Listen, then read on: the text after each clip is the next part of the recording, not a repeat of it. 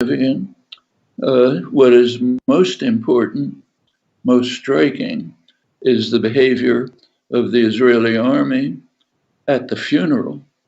I mean, bad enough that they assassinated a journalist, but take a look. I'm sure you've seen the videos of the funeral where the IDF attacked the funeral, even attacked the pallbearers, made them drop the coffin. What was striking about that is how brazen it was. They simply don't care. They're one of the leading Israeli journalists, Gidon Levy, covers the West Bank, simply described it frankly. He said, IDF stormtroopers, his word, just attacked the funeral because they don't care. They are confident of US support, and therefore they'll do anything. Doesn't matter anymore. They're not trying to pretend.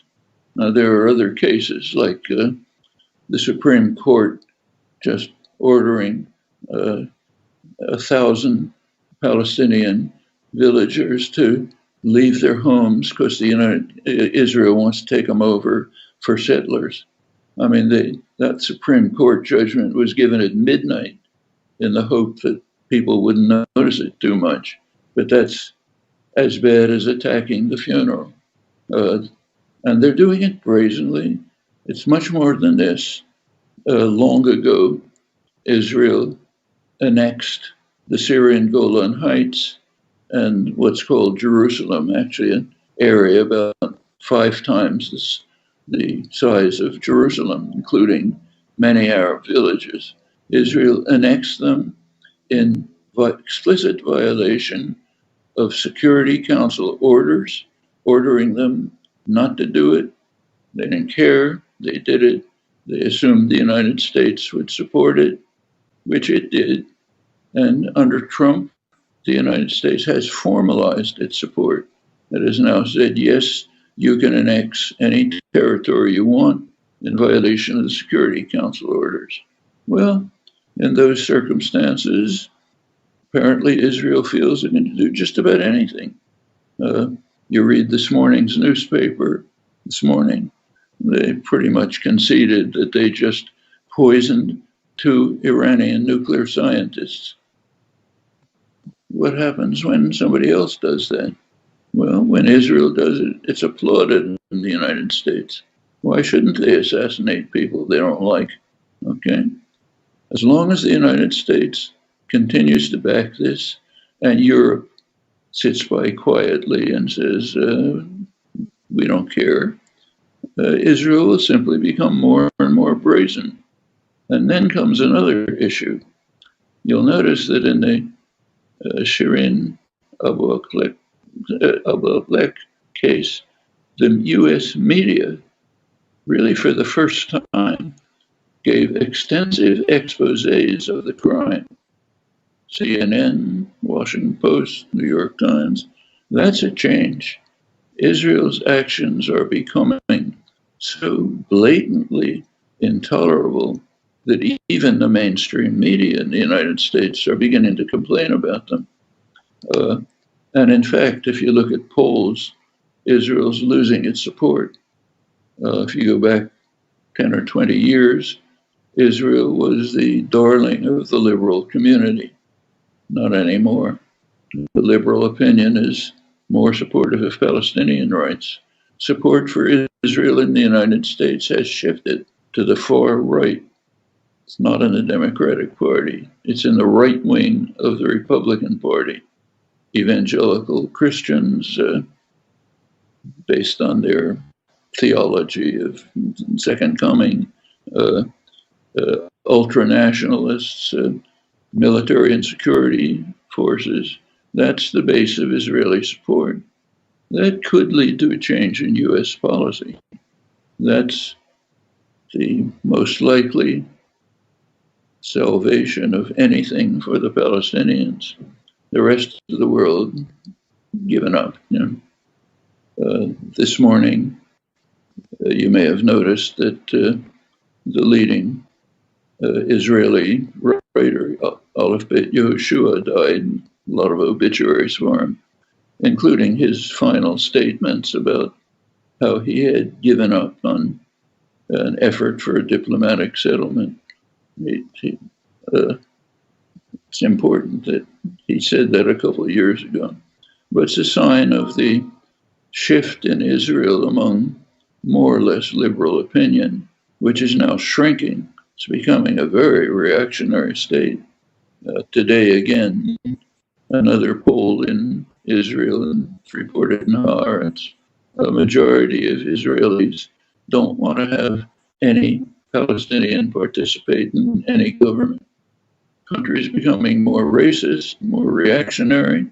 It's established close relations with Hungary, the outlier in the European Union, a liberal democracy. They have shared racist, anti-Muslim doctrines. They both feel aggrieved because they're not treated in a friendly fashion by Europe, and they both think they have every right to do what they want. So they're establishing a closer relation. That's part of the world system that's developing. Incidentally, just to add to that, I'm sure you followed the meeting in Hungary a couple of weeks ago of the reactionary neo-fascist elements in Europe. The leading participant in that was the American Conservative Political Action Committee. That's the core of the Republican Party. Former President Trump gave a glowing speech expressing his great admiration for Hungary's destruction of democracy and racist Christian nationalism. The Tucker Carlson, who's the leading television personality in the United States, simply worships Hungary. He gave a speech, done a major documentary on how wonderful Hungary is.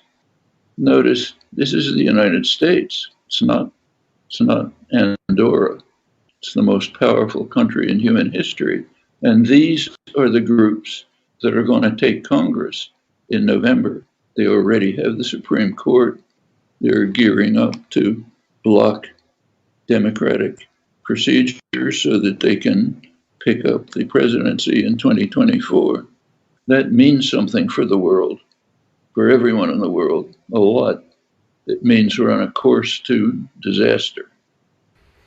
In Germany, it's a very difficult environment to talk about Israel and Palestine, to use terms like apartheid, because always the history of Germany is invoked into this discussion, drowning out any debate, discussion, discourse on this issue. For us, for example, in our organization, we have been accused for anti-Semitism for just reporting on Israeli apartheid, whether Amnesty International is reporting it or Human Rights Watch. How do you overcome this given the difficulty and past of Germany? Well, Germany is a special case because of its utterly hideous record. So yes, I can understand why there'd be special sensitivity about this in Germany. Nevertheless, we should be honest about it. For 50 years, Israel has been explicitly trying to use the Holocaust as a propaganda weapon to justify crushing the Palestinians, occupying Palestinian territory illegally, practically destroying Gaza, almost unlivable now.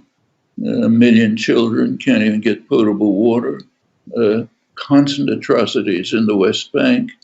You read journalists like Gidon Levy, Amira Haas, others, daily reports. They think they can get away with this as long as they can wave the Holocaust in front of people's eyes. I should say this is explicit. So if you go back to 1973, Abba Eban, leading Israeli statesman, highly respected, wrote a very interesting article in the more liberal Jewish journal in the United States, Congress Weekly. In this article, he said, the duty of American Jews is to show that any criticism of what he called Zionism, meaning the policies of his government, any criticism is either anti-Semitism, if it comes from non-Jews, or neurotic self-hatred, if it comes from Jews. He actually mentioned two people. I was proud to be one of them. The other was I.F. Stone, committed Zionist, critical of Israel, therefore a neurotic, self-hating Jew. Okay, that makes 100%. Nobody can criticize Israel. It's explicit, perfectly explicit. It's interesting if you take a look at the famous definition of anti-Semitism by Yehura. It's used all the time. According to that, Abba Eban is a leading anti-Semite because one of their criteria for anti-Semitism is the claim that all Jews have to be associated with Israel. So Abba Eban is one of the leading anti-Semites in the world. The Israeli Supreme Court is totally anti-Semitic. They've stated that Israel is the sovereign state of the Jewish people, like it's my sovereign state living in the United States, not the sovereign state of its population. Perfect example of anti-Semitism by the standard definition. Well, again, I can understand hesitancy in Germany to talk too much about that, but they shouldn't fall for it. And everywhere else, it should be ridiculed.